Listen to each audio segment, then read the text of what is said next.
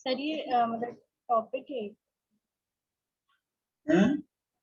Sir, ये topic करके बनाओ ना।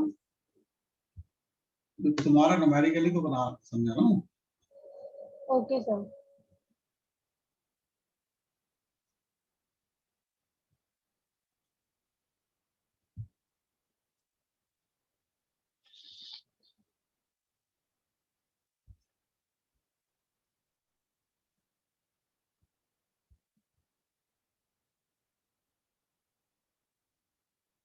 बताओ ये वर्ब ये इसका क्या नाम है? Sir A. और ये है बी। है दोनों है। B B B. और ये सी। स्विच एस है। अब क्या क्या रहे जरा एक बार पढ़ा दो। सर इसमें बोला है कि 3 identical bulbs connected as shown in figure when the। रुको रुको, आइडेंटिकल का मतलब है इनके सबके रेसिस्टेंस बराबर है। ठीक है सर। मान लिया और आगे करो। सर फिर आगे लिखा है when switch S is closed the power consumed in bulb B is P। B bulb में कौन से बल्ब में? सर बी बल्ब में। सी सर बी बी जो बीच वाला है। इसमें यस सर। कब? फिर जो तो स्विच जो स्विच क्लोज्ड है तब। हाँ जी सर। चलो ठीक है, अब इधर देखो। जब स्विच क्लोज्ड है तो बी और सी पैरेलल। बोलो। Yes sir. और बी और सी और ए सब बराबर बराबर रेसिस्टेंस के बल्ब हैं। तो जैसे बी और सी को पैरेलल में जोड़ोगे, आगे से इधर देखो, जब बी और सी को पैरेलल में जोड़ोगे तो कितना आएगा इन दोनों का रेसिस्टेंस इक्विवेलेंट? Sir 1/R। एक मिनट।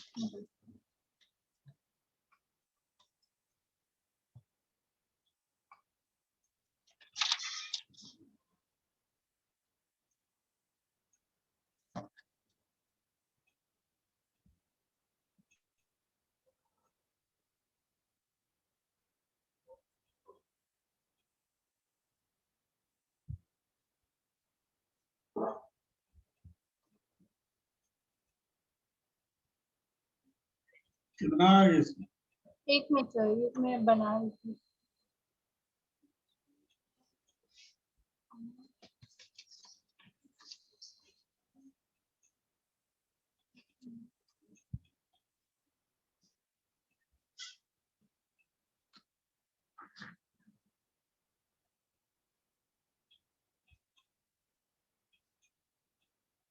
Sir R/2। हाँ, और ये ए सीरीज में जोड़ दो।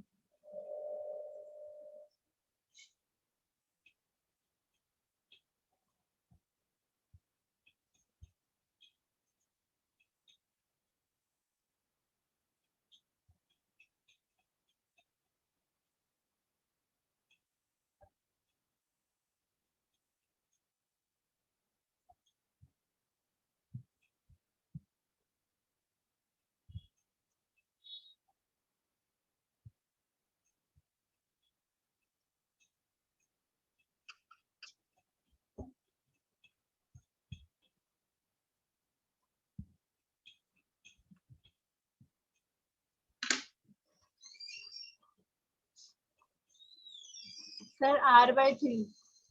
R/3 क्यों आएगा? R/2 प्लस R को सीरीज में करोगे तो R/3 है। सर इक्विवेलेंट नहीं निकालना।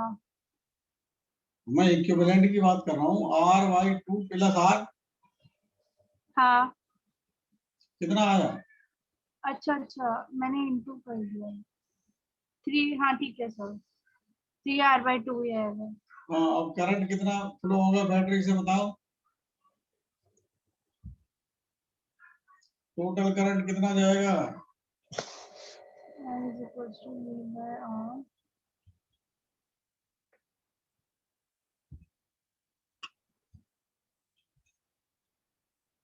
To E upon 3R। हम्म,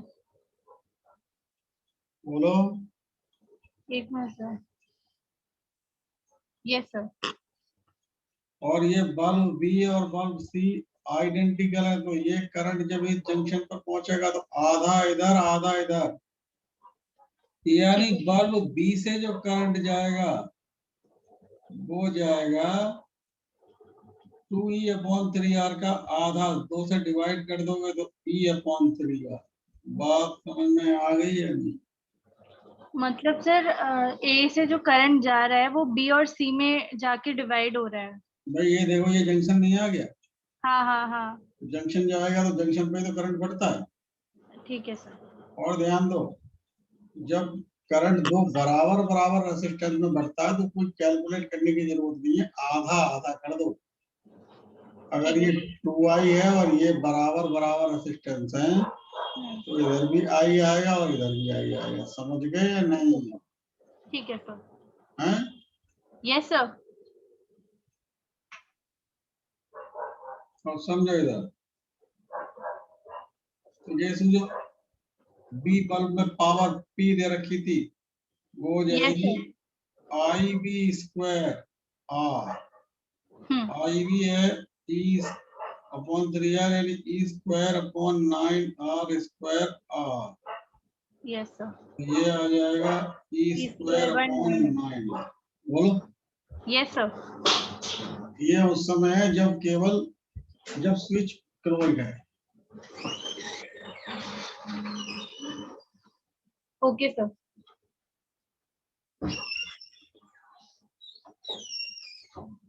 अच्छा, जब स्विच ओपन है, हम्म, तो जब स्विच ओपन है तो सी में कोई करंट नहीं है। बोलो। ठीक है सर। ठीक है सर। उस समय ए और बी कैसे हो जाएंगे आपस में? सर क्या ए और ये ओपन है सर? भाई सी तो हट जाएगा ना, सी में तो कोई करंट ही नहीं है। तो सीरीज में हो जाएंगे ना। हाँ बिल्कुल सही। आर इक्विवेलेंट आ जाएगा 2R। बोलो। Yes sir. और अब जो करंट बैटरी देगी वही बी में फ्लो होगा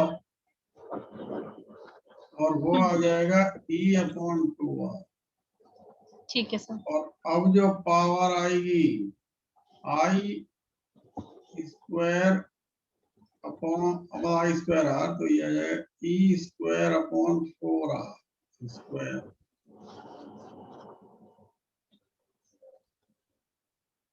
तो ये आ जाएगा E²/4। और ध्यान दो वेसु, P = E²/9R। हम्म, E² आ जाएगा 9PR। Okay sir.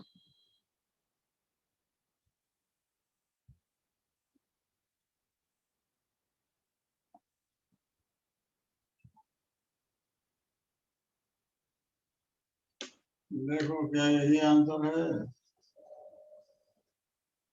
9/4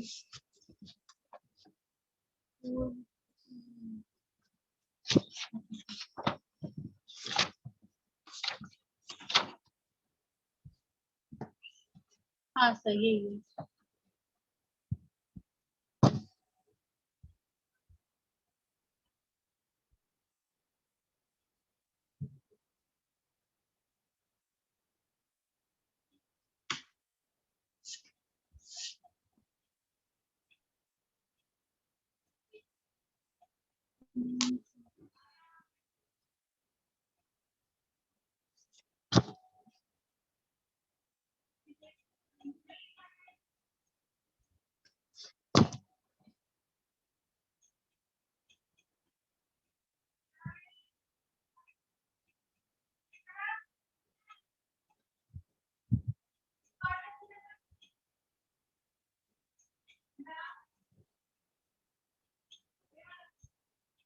ठीक है सर। आगे बोलेंगे इसमें।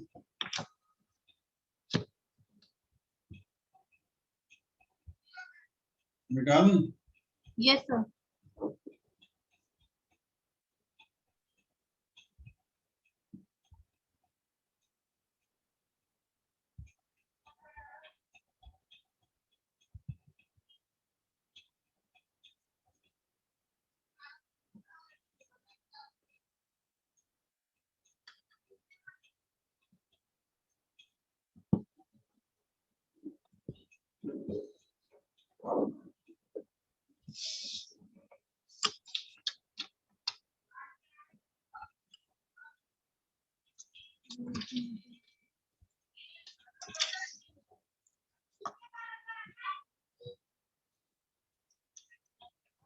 हाँ बोलो।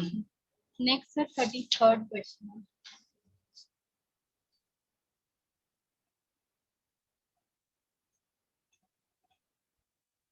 Two identical bulbs are connected in parallel. कौन सा 33? हाँ sir.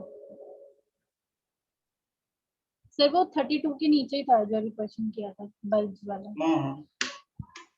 Two identical bulbs are connected in parallel across an ideal source.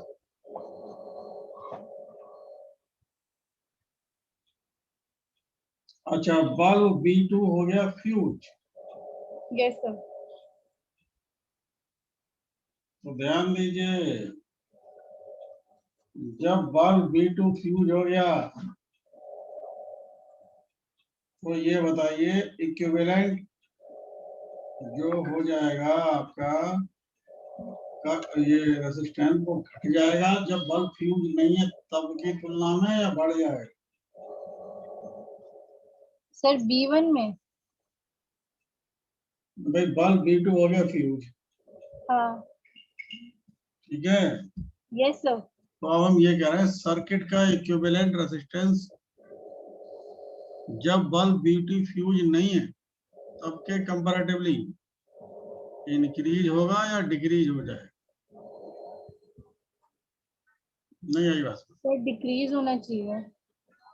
क्यों? क्योंकि सर ये बल्ब तो अब फ्यूज हो गया तो एक तरह से बैरियर ही बन गया रेजिस्टेंस के पूरे सर्किट में। तो आप क्या कह रहे हैं, इंक्रीज हो गया, इंक्रीज होना चाहिए, डिक्रीज? बैरियर बन गया तो रेजिस्टेंस जो है वो हाँ इंक्रीज होगा सर, मैंने उल्टा बोल दिया था। अब इंक्रीज कैसे होने लगा ये बताओ। एक मिनट इंक्रीज हो गया तो रेजिस्टेंस है।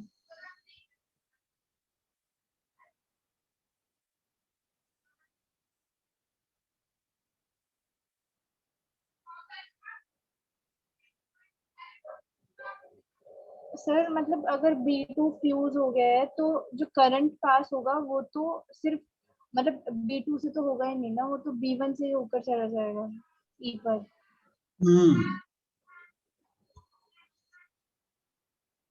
तो उस केस में फिर रेजिस्टेंस है जो तो घटनी नहीं चाहिए हैं? सर, उस केस में जो रेजिस्टेंस है वो घटनी चाहिए।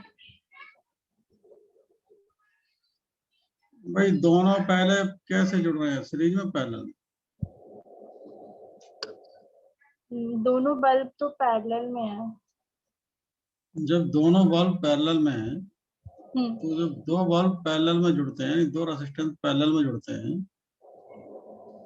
तो ध्यान दीजिए उनका रेजिस्टेंस जो उस इंडिविजुअल का रेजिस्टेंस है उससे भी कम होता है। अच्छा ठीक है। मीन्स ये हुआ, अगर दोनों का रेजिस्टेंस, क्योंकि दोनों आइडेंटिकल है उसने बोला है, यस सर। अगर दोनों का रेजिस्टेंस मान लो स्मॉल आर है तो जब वो पैरेलल में कनेक्टेड है यानी बल्ब B2 फ्यूज नहीं है, इक्विवेलेंट रेजिस्टेंस हो जाएगा R/2। Okay sir. और जब एक बल्ब फ्यूज हो गया तो R, एक तो फ्यूज हो गया, ठीक है सर। तो बताओ R/2 ज्यादा हुआ सर R। मतलब ये हुआ फ्यूज होने के बाद रेजिस्टेंस इंक्रीज हो जाए। ठीक है। बोलो। Yes sir. फ्यूज होने के बाद इंक्रीज हो जाएगा, फ्यूज होने से पहले ये दोनों बल्ब जीवित हैं हम्म। तो जो है रेजिस्टेंस कम हो। Okay sir. अब ध्यान दीजिए, V1 V2 पैरेलल में है, तो बल्ब V2 के फ्यूज होने से पैरेलल में हम जानते हैं कि पोटेंशियल डिफरेंस सेम होता है। हाँ जी सर। V2 के फ्यूज होने से वोल्टमीटर V की रीडिंग पर कोई फर्क नहीं पड़ेगा। अच्छा ठीक है सर। लेकिन क्योंकि अब करंट इनकी, अब क्या है, रेजिस्टेंस बढ़ गया, V2 के फ्यूज होने के बाद इक्विवेलेंट रेजिस्टेंस बढ़ गया तो करंट घट गया। ठीक है सर। आपके ये बात समझ में आ भी रही है, नहीं आ रही हो तो मैं समझा दूंगा यस दोबारा। सर। हैं? सर वोल्ट मीटर पे तो कोई फर्क पड़ेगा नहीं, एमीटर पे पड़ेगा, क्योंकि जो रेजिस्टेंस था अब फ्यूज होने के बाद बढ़ गया है उस पूरे सर्किट में, और जो करंट है वो डिक्रीज हो गया है, तो ए की जो रीडिंग होनी चाहिए वो डिक्रीज होनी चाहिए, और V की रीडिंग सेम रहनी चाहिए। सेम रहनी चाहिए। देखो क्या है आंसर। थोड़ा।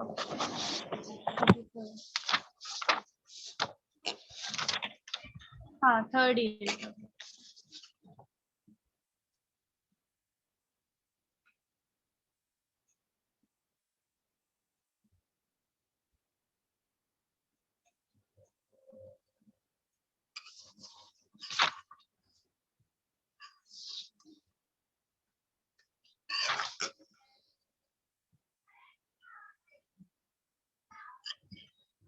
ठीक है sir. Next question sir 23rd year.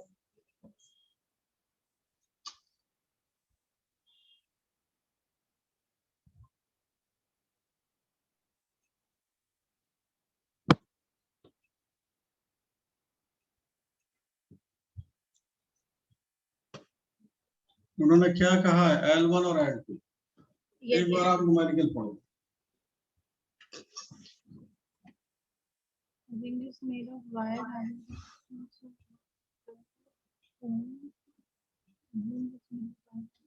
finding points only showing at which a current carrying conductor should be connected so that resistance R of the subcircuit between these points is equal. ठीक है sir. Resistance में कह रहे हैं ring is made of wire having resistance 12 ओम, यानी जिस wire से ring बनाया गया उसका टोटल रेजिस्टेंस 12 ओम। बोलो। Okay sir. Finally they are saying find the points A and B, मतलब L1 और L2 का रेशियो निकालना है। As shown in figure at which the current carrying conductor should be connected so that the resistance R of the sub circuit between these 2 points is equal to 8/3। ध्यान दीजिए, yes sir. जहां L1 लिखा हुआ वो एक part बन गया, जहां L2 लिखा हुआ वो एक पार्ट बन गया। हाँ जी सर। तो अब ये अगर हम ऊपर वाला पार्ट यानी L1 वाला और नीचे वाला पार्ट यानी L2 वाला, इनको अगर पैरेलल, ये पैरेलल में तो हो जाएंगे A और B के बीच में। Yes sir. उसका रेजिस्टेंस दे रखा है इन्होंने 8 वाई। Okay sir. बात समझ में आ रही है नहीं? यस, लेकिन ये पैरेलल में कैसे हो जाएंगे? हाँ वो मैं बता रहा हूँ। जैसु जो ऊपर वाला पार्ट है,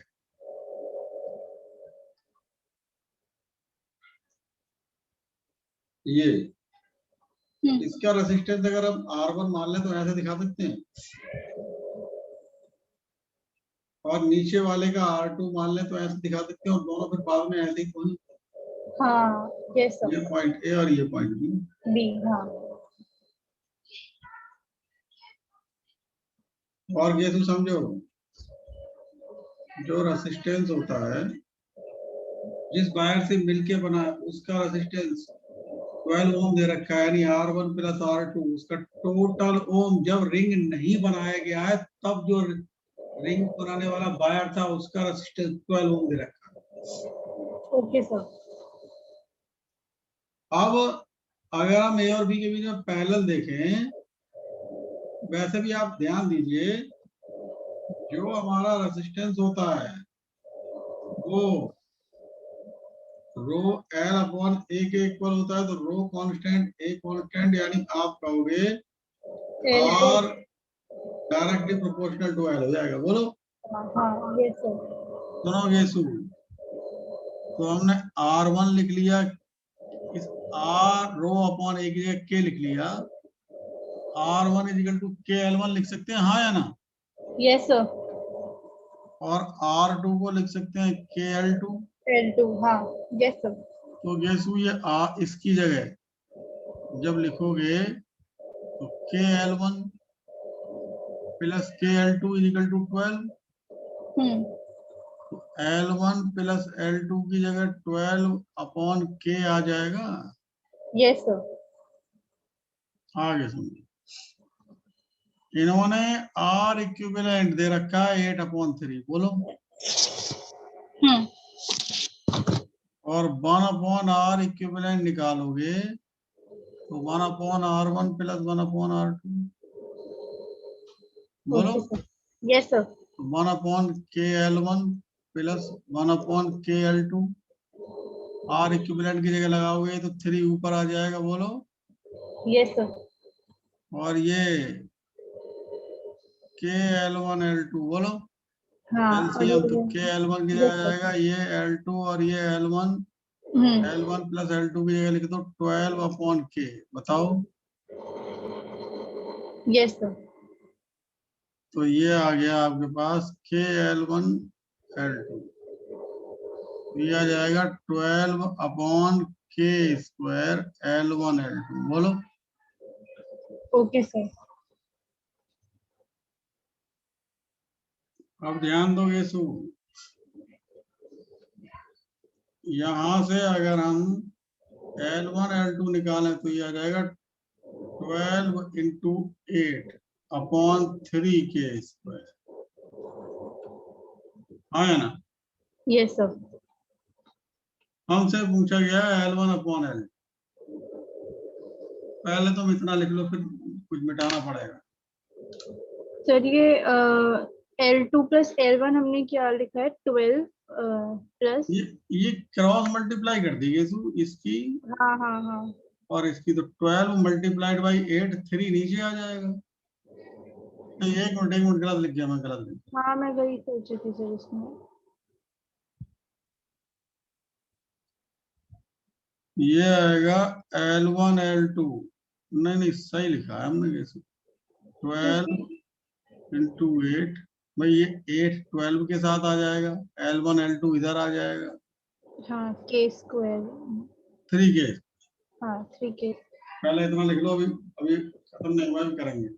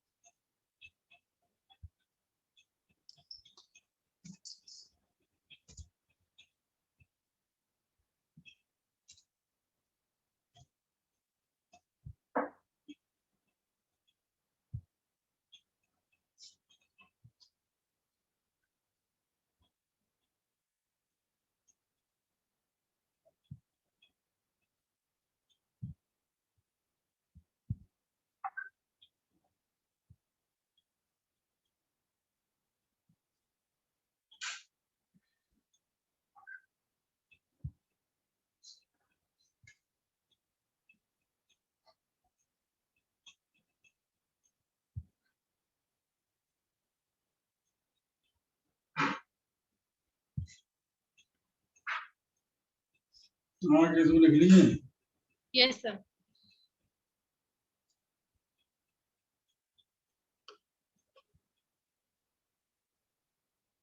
अब देखो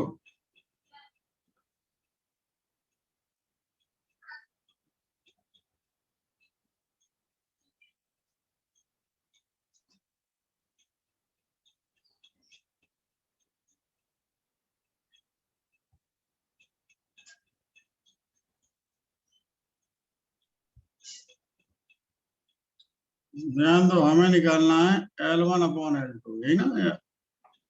यस सर। तो हम क्या करते हैं,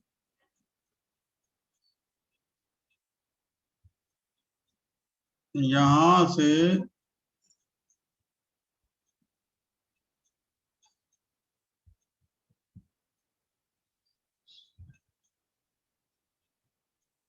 L1 plus L2 upon L1 L2 करते हैं।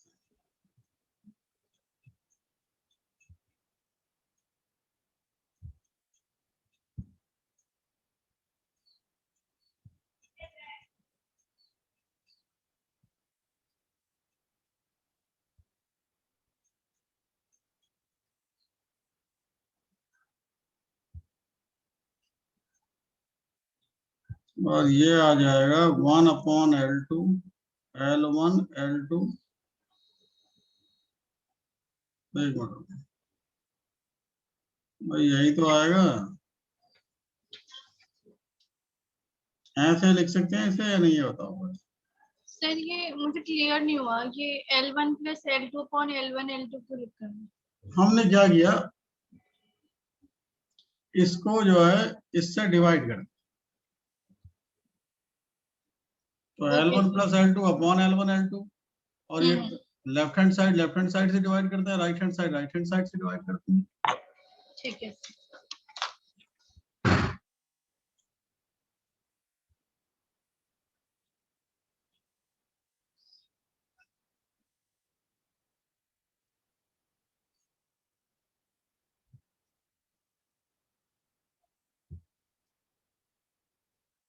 तो ये हमारे पास आया 1 upon L2 plus 1 upon L1। एक मिनट रुको, थोड़ा और भयंकर बन गया।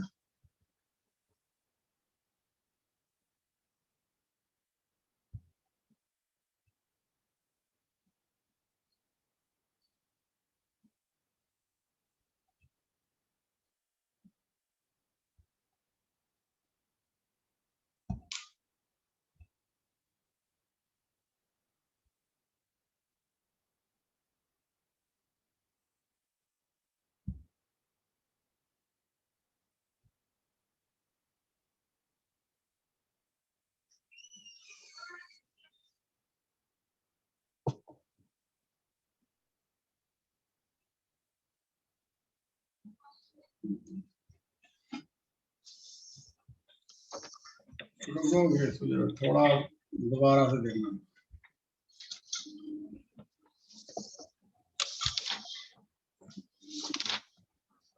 ये तो इधर देखो, मैं बता रहा हूँ।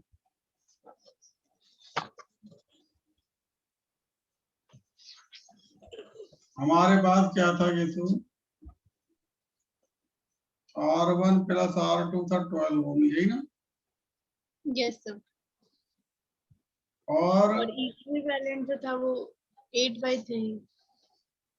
देखो इक्विवेलेंट को ये लिख लेते हैं पैरेलल में। ये बात समझ में आ गई या नहीं आ हाँ जी गई? सर, हाँ जी सर। है यस सर। 8/3 था, और R1 प्लस R2 लगा दिया हमने 12।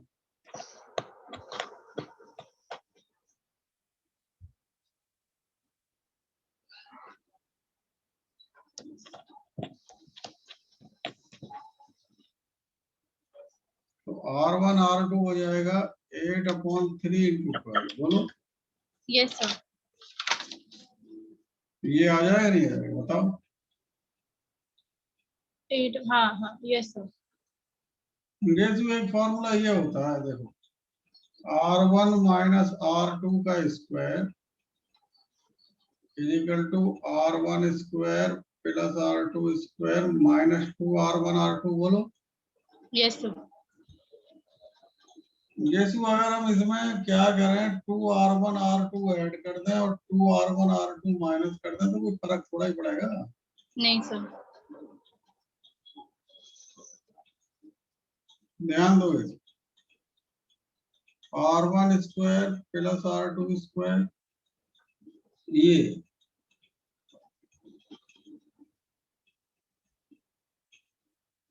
और ये एक साथ में माइनस का 4R1 R2 बताओ। हाँ जी सर। ये बन गया R1 plus R2।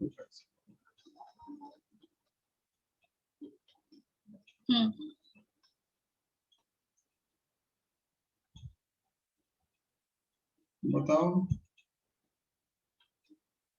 Hello. Yes sir.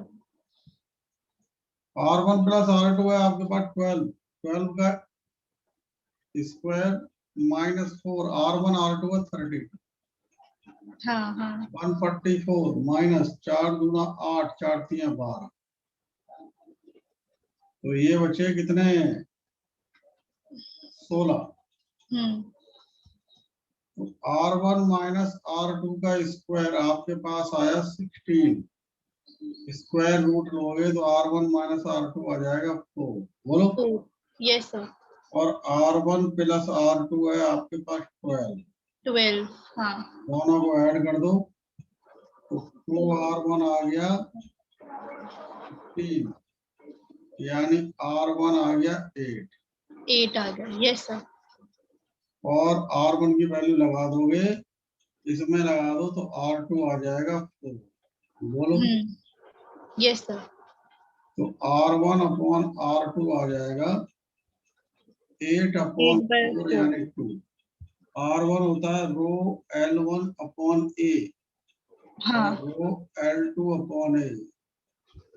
तो ये कट गए L1 अपॉन L2 आएगा आपके पास 2। देखो यही ऑप्शन है। ये सर क्या 1/2 आ रहा है सर? L1 अपॉन L2 2 आना चाहिए। हाँ सर है तो सेकंड ऑप्शन पर वो 1/2 है। एक मिनट रुको उससे कोई फर्क नहीं पड़ेगा क्योंकि नीचे वाली लेंथ बड़ी दिखाई है इसने इसलिए हमें हाँ आंसर वही आएगा 1/2 या 2 एक ही बात है इसमें। Okay sir. ये सर मतलब पहले वाले से थोड़ा ये ज्यादा इजी था। हाँ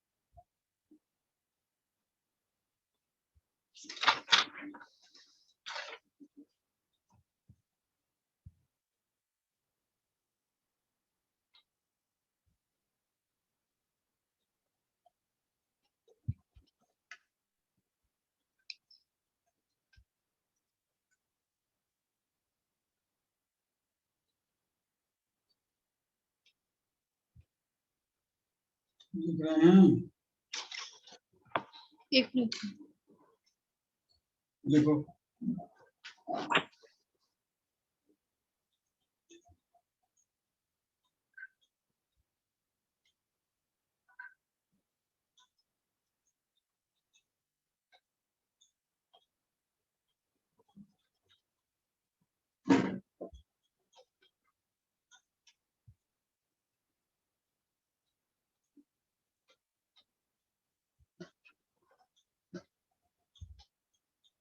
ओके सर।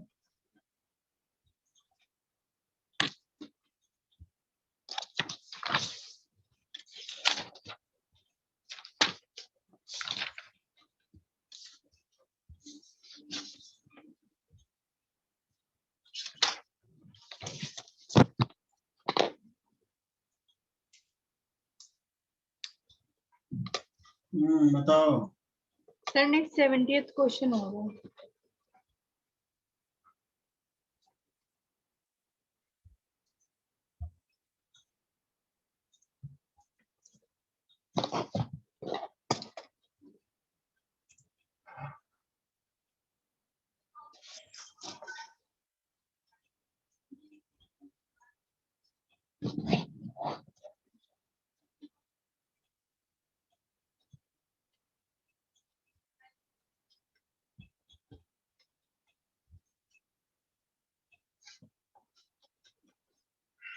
क्या कह रहे हैं केशव?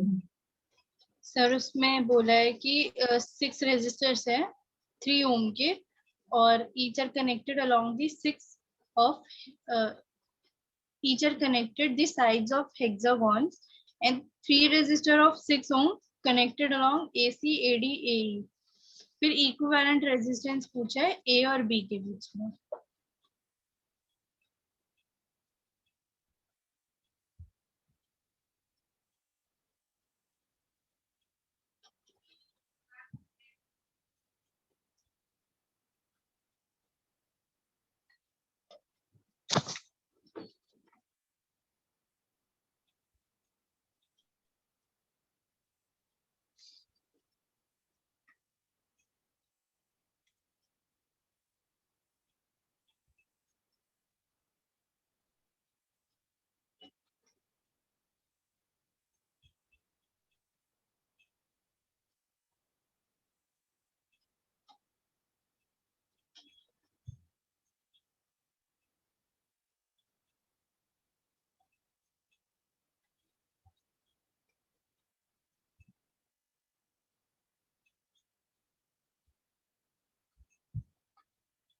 बोलोगे तुम?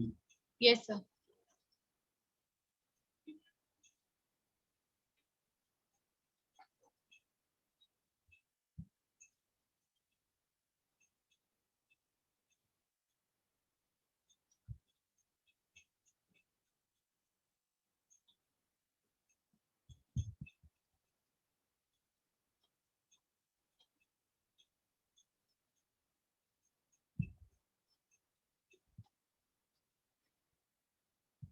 क्या निकालना है हमें? Sir equivalent resistance between A and B. ये और ये कैसे हैं? सर सीरीज में। हाँ, फिर इसके साथ इसके साथ पैरेलल में लग रहा है। फिर जो आएगा वो इसके साथ सीरीज में। हाँ हाँ ये सर। जो आएगा वो इसके साथ पैरेलल में।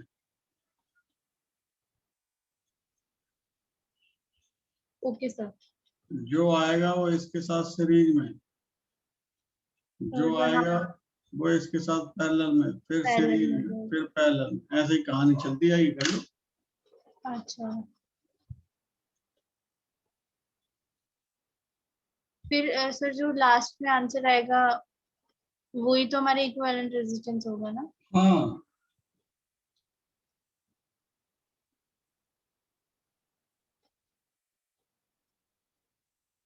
ट्राई कर रहे हो? Yes sir. 3 + 3 6 पैरेलल में 6 + 6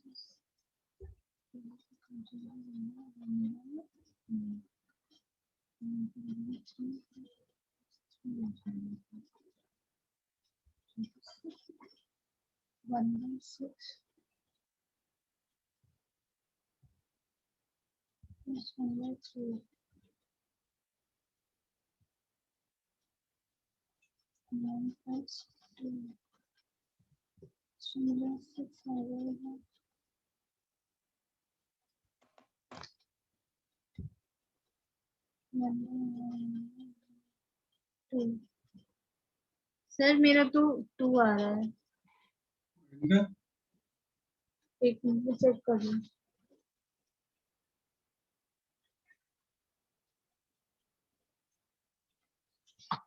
हाँ यही है sir.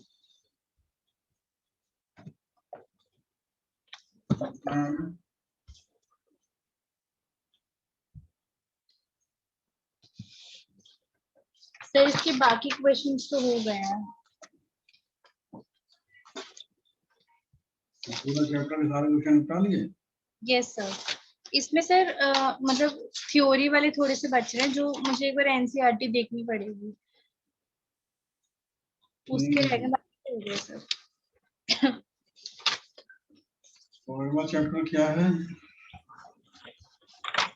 Sir moving charge and magnetism. तुम 12th वाले बैच में कब से आए थे, मतलब? सर चैप्टर 5 से। नाम बताओ। मैग्नेटिज्म सर, जो वो प्रॉपर्टीज वाला था 5th चैप्टर। मेडिकल तो एक के भी नहीं किए तुम। नहीं सर, सेमीकंडक्टर के तो सर हो रहे हैं मेरे। एक्चुअली आपने उसका अच्छा, मेरे पास उसका सॉल्यूशन भी था तो उससे तो चल ही रहा है। और फिर साथ साथ मेरा ये करंट चल रहा है और 11th का भी सर मैं कर रही हूँ।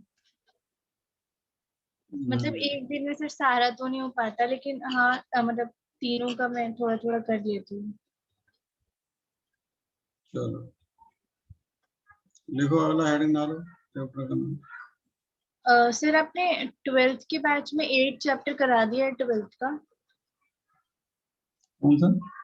ईएम वेव्स, जो एसी के बाद है। मुझे याद नहीं आ रहा। क्योंकि सर मतलब मेरा वो वाला चैप्टर भी नहीं हुआ ईएम वेव्स, तो मुझे हाँ तो लगा कराऊंगा कराऊंगा, कोई बात नहीं। लिखो।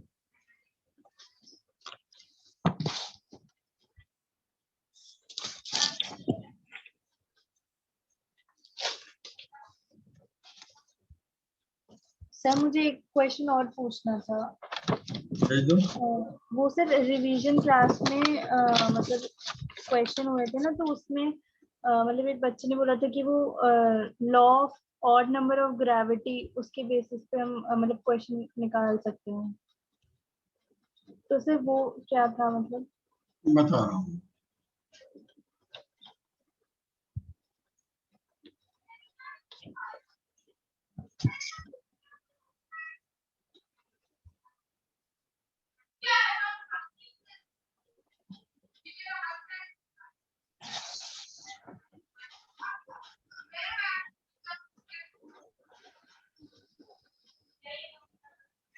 ये जानते हैं ना आप, nth सेकंड में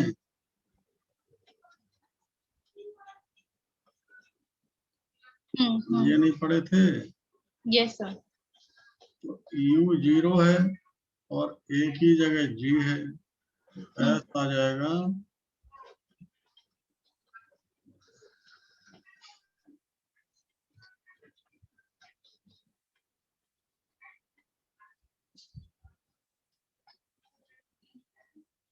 अब आप इसमें t की जगह 1 लगाइए एक बार, और Yes, बताओ S1 मान लो वो क्या आया बताओ। लगे ठीक है सर, मैं कर लेती T की जगह 2 लगाओ, वही छोड़। P की जगह 3 लगाओ। हम्म? हम्म।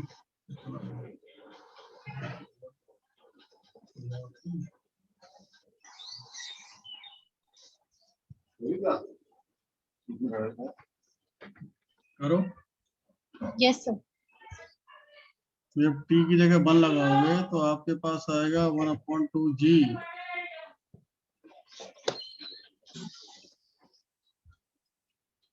और S2 आएगा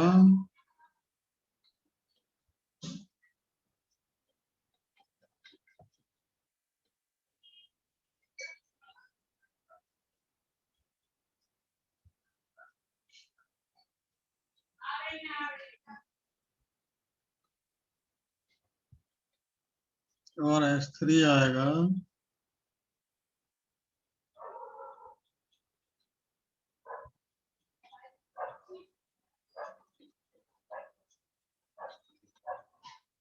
Five. G/2 into 5. तो इसका मतलब S1 S2 S3 ये इनका रेशो आ रहा है 1 3 5, इसी को ऑड नंबर आप कहते हैं। हाँ, yes sir.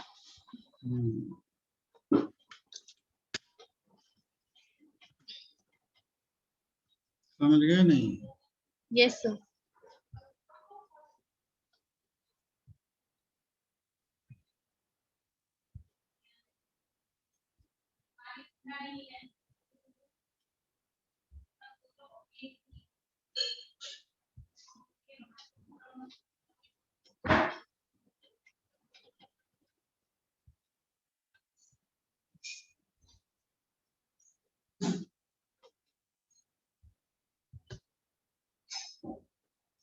हो गया। Yes sir.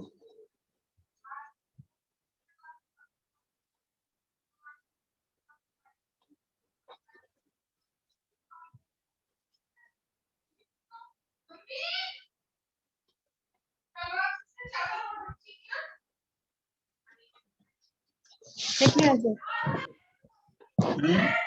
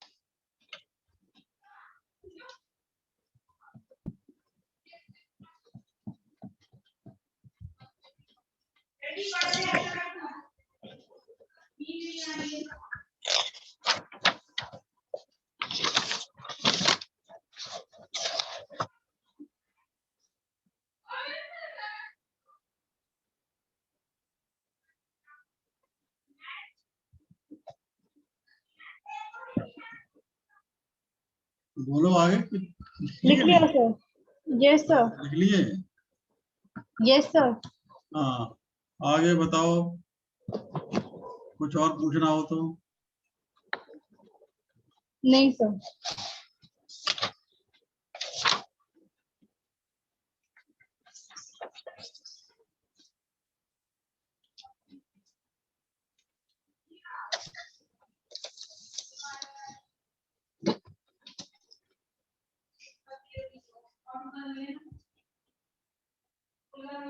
सर अभी कोई इंफॉर्मेशन तो नहीं आई है ना नीट के रिगार्डिंग. अभी कुछ नहीं, अभी कुछ नहीं।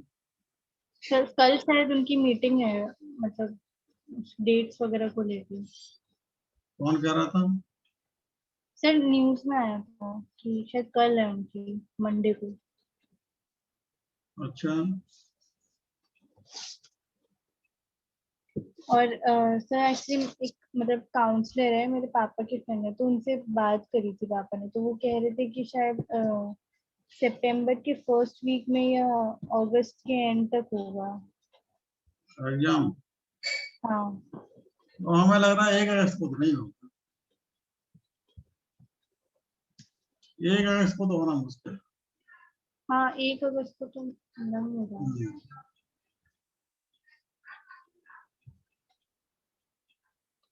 और सर जो वो तमिलनाडु के सीएम है वहाँ, वो पीएम से सर मिलने जाएंगे इस हफ्ते।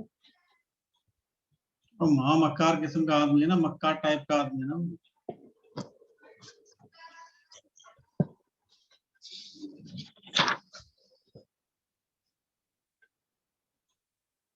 देखो अगला हेडिंग डालो, उसका नाम chapter. Yes sir.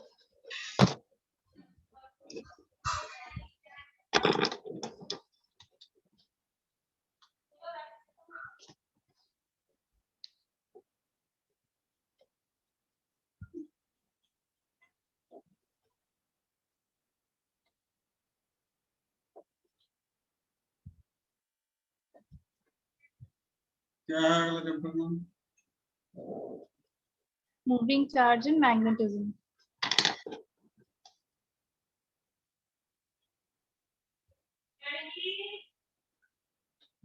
Moving charge and magnetism.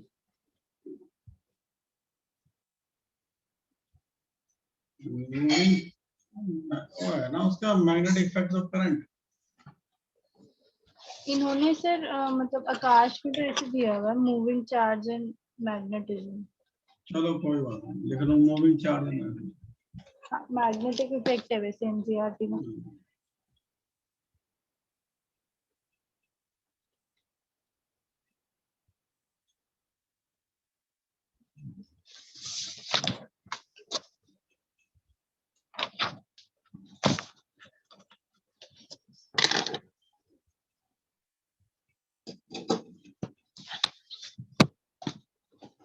लिख लिए?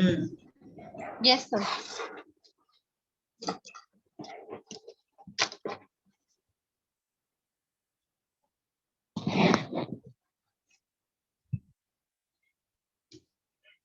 लिखो अगला, उसमें लिखो।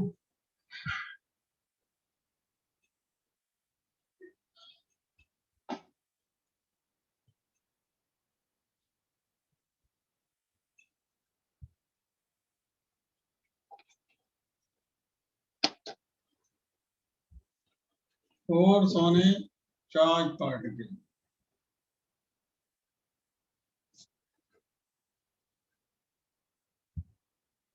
हेडिंग डालो force on a charge particle.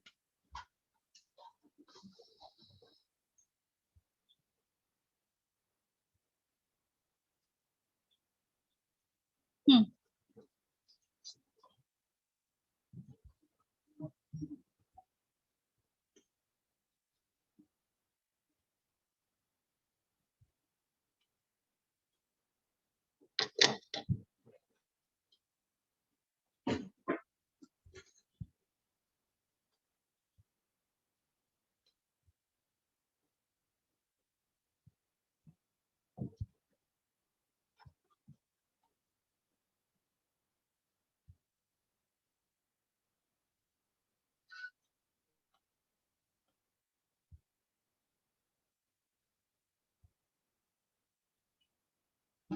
लिख लिए? Yes sir. लिखा दो, लिखो।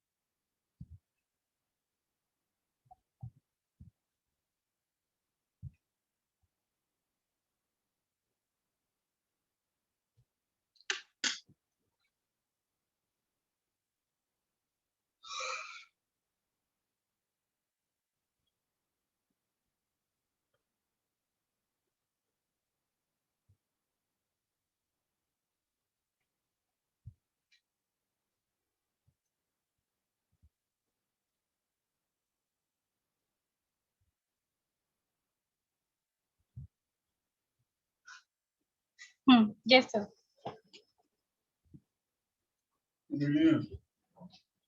Yes sir.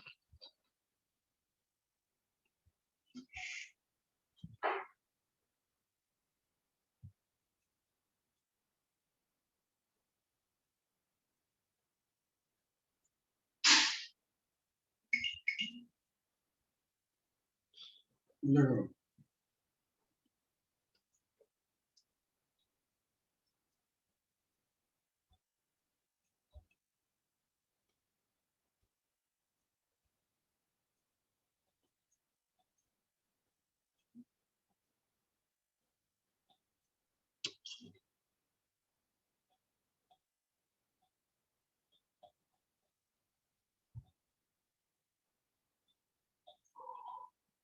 लिख दिया।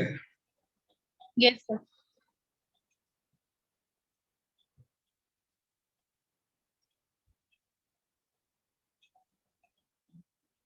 थीटा है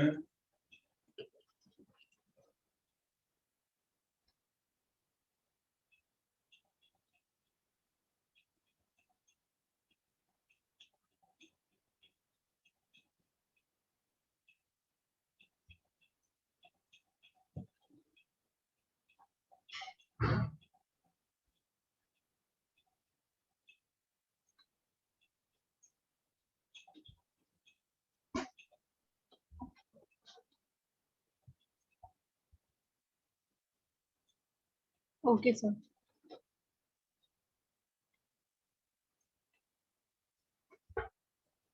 सर v यहाँ पे वेलोसिटी होगी ना?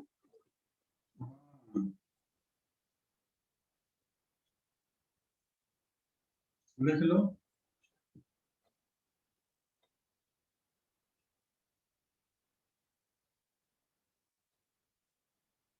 Okay sir. मैग्नेटिक फील्ड यानी ये है बी और ये वी, समझ गए? Okay sir.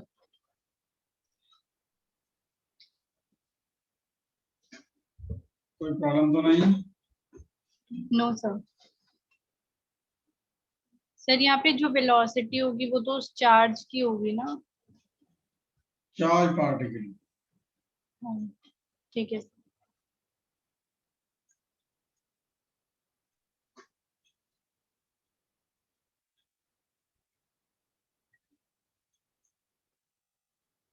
लिख लिए? Yes sir.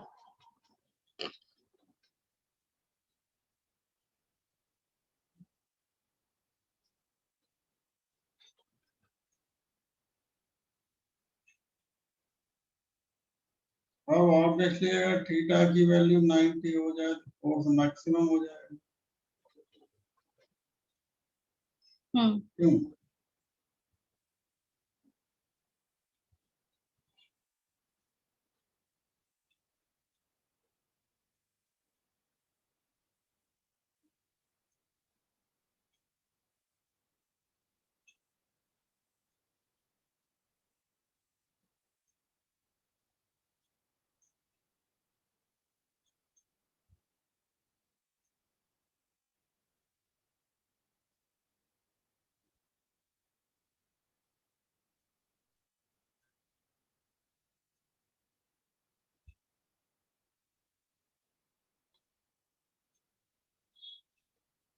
बोलो। Yes sir. कल कैसे तुम्हारा और क्लास का शेड्यूल क्या है? सर मेरी तो 8 बजे तक खत्म हो जाएगी क्लास। एक ही है सर अभी। हैं? सर एक ही है अभी, कल 8 बजे तक हो जाएगी। कितने बजे शुरू होगी? सर 6 बजे से शुरू हो जाएगी। 6 बजे? इतनी जल्दी? हाँ सर, वो बायोलॉजी की सर की मतलब स्कूल होता है ना, तो वो इसलिए जल्दी करवा लेता है। अच्छा।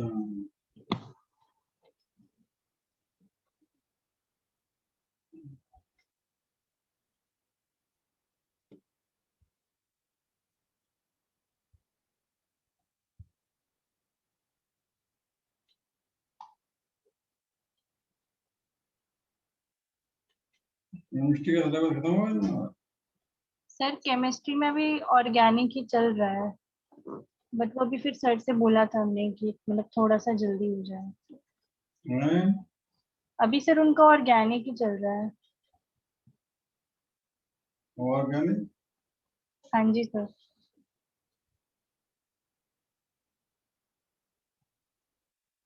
इतना पीछे का है जो। सर केमिस्ट्री का थोड़ा लेट भी शुरू हुआ था, और बीच में सर वो थोड़ा कोरोना के कारण रह भी गया था। कोरोना में तो सारी क्लास अफेक्ट हुई थी। हाँ जी sir.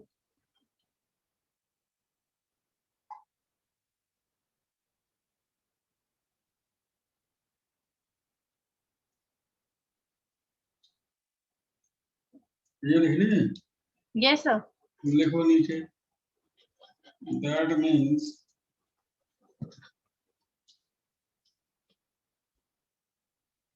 Hmm. when a charged particle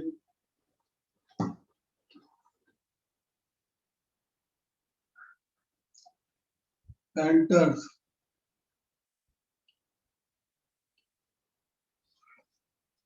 into a magnetic field,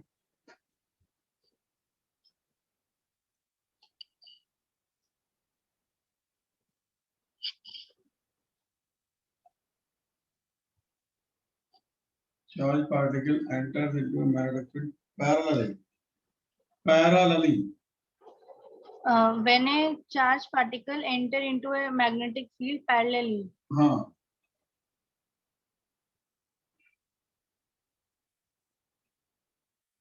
okay sir. Then hmm.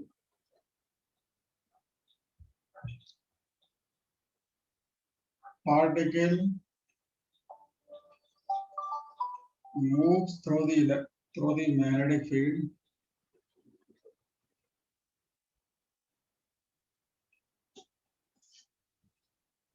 particle moves through the magnetic field without deviation.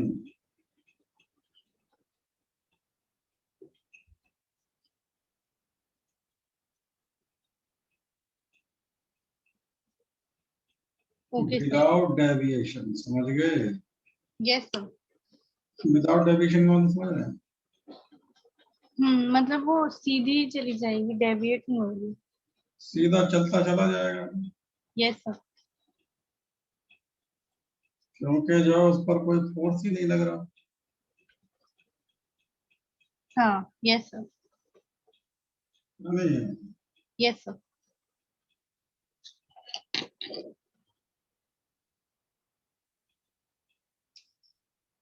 लेकिन जब वेलोसिटी के बीच का एंगल 90 का होगा तब फोर्स मैक्सिमम लगेगा। हम्म।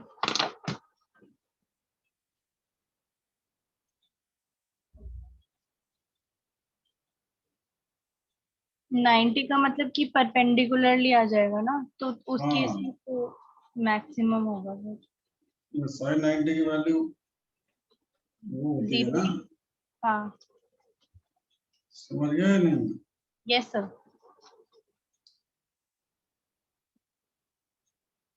आगे ले, ये जानते हो तुम फ्लेमिंग्स लेफ्ट हैंड रूल? हाँ लेकिन सर एक बार बता दो आप कि। हाँ, लिखो लिखो लिखो। देखो तुम, the direction of force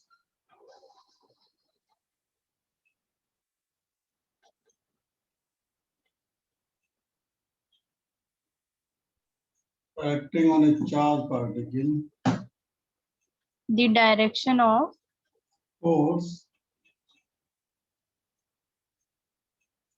acting on a charged particle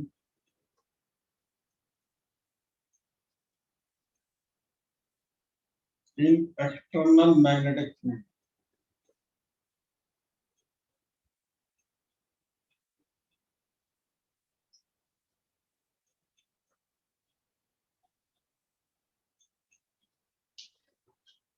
is given by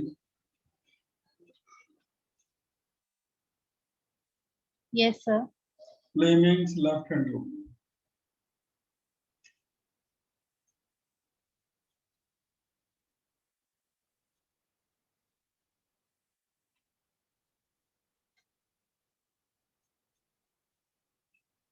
Okay, sir.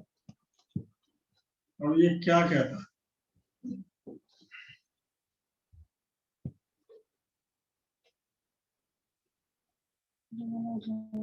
हाँ, ये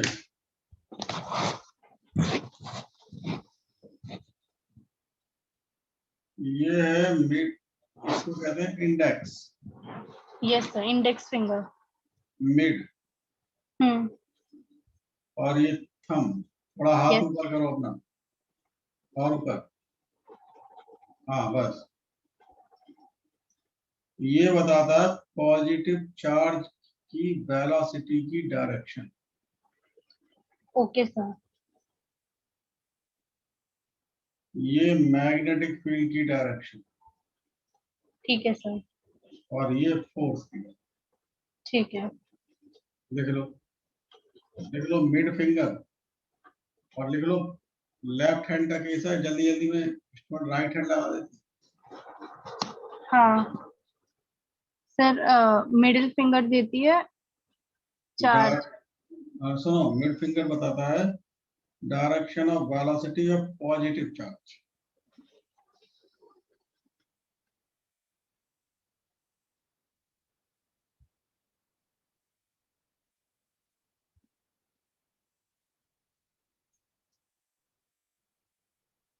हाँ, यस सर। ठीक है। Yes sir. Index finger direction of magnetic field. अच्छा, हाँ ठीक है। और थंब फोर्स बताएगा। Force on positive charge. Sir, index finger था direction of the magnetic field. Magnetic,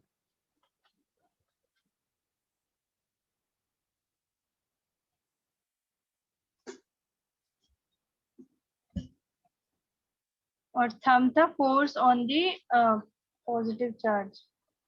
positive.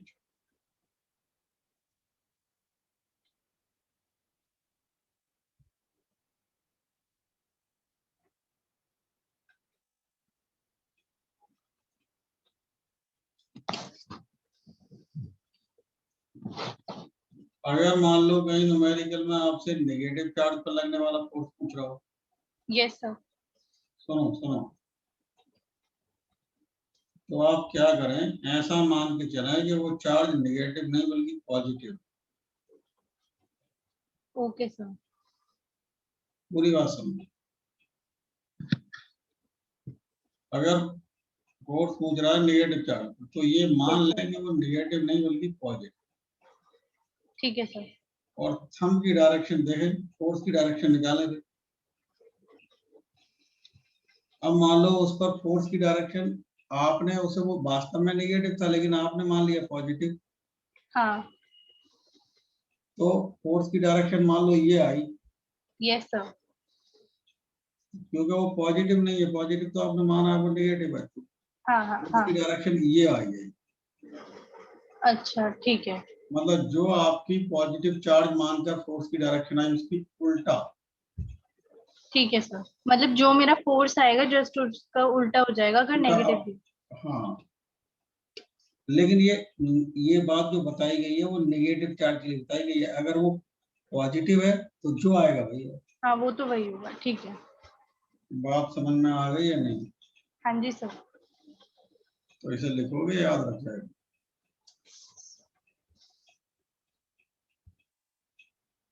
लिख लोगे अपनी लैंग्वेज में। Yes sir.